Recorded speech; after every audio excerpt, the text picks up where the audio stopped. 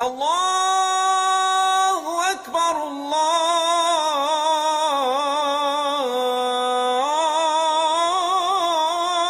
اکبر۔ آج ہم اس ویڈیو میں حضرت امام محمد باقر رحمۃ اللہ علیہ کے شجر نسب کو جانیں گے۔ کیا ان کا تعلق بھی قریش کے خاندان بنی ہاشم سے تھا؟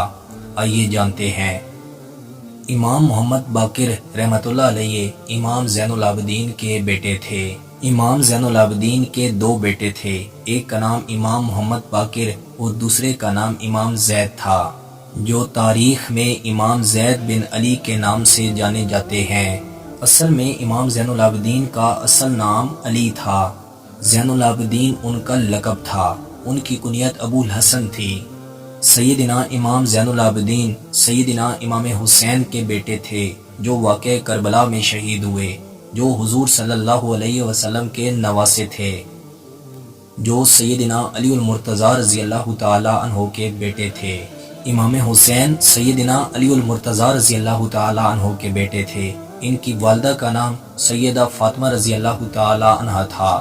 اگر ہم نے ان کے شجر نسب کو سمجھنا ہے تو ہمیں سب سے پہلے عبد مناف پہ آنا پڑے گا۔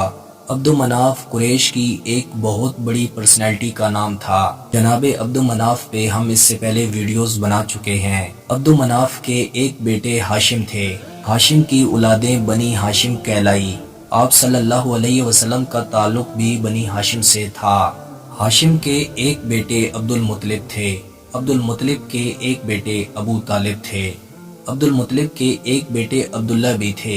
عبداللہ کے بیٹے ہمارے پیارے پیغمبر محسن انسانیت حضرت محمد صلی اللہ علیہ وسلم تھے، جو سیدہ فاطمہ رضی اللہ تعالی عنہا کے والد تھے۔ عبد المطلب کے ایک بیٹے ابو طالب تھے، ابو طالب کے بیٹے سیدنا علی رضی اللہ تعالی عنہ تھے، جو رشتے میں حضور صلی اللہ علیہ وسلم کے چچا زاد بھائی تھے۔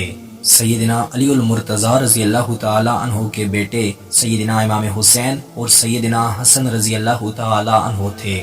سیدنا حسین رضی اللہ تعالی عنہ کے بیٹے امام زین العابدین علی تھے، اور امام زین العابدین کے بیٹے امام محمد باقر تھے رحمۃ اللہ علیہ۔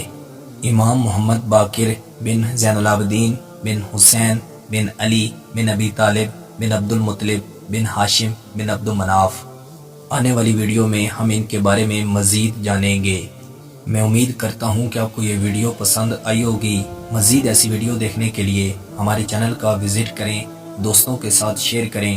ملتے ہیں انشاءاللہ اگلی ویڈیو میں۔ السلام علیکم۔